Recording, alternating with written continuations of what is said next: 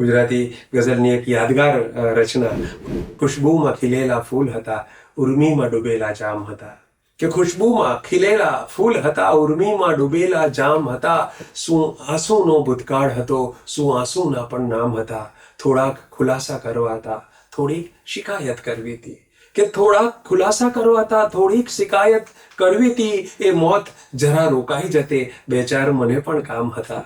ને હું ચાંદની રાતે નીકળ્યો તો ને મારી સફર ચર્ચાઈ ગઈ. હું ચાંદની રાતે નીકળ્યો તો ને મારી સફર ચર્ચાઈ ગઈ. કઈ મંઝિલ પણ મશહૂર હતી, કઈ રસ્તા પણ બદનામ હતા. ને જીવનની સમી સાંજે મારે જખમોની યાદી જોવી હતી.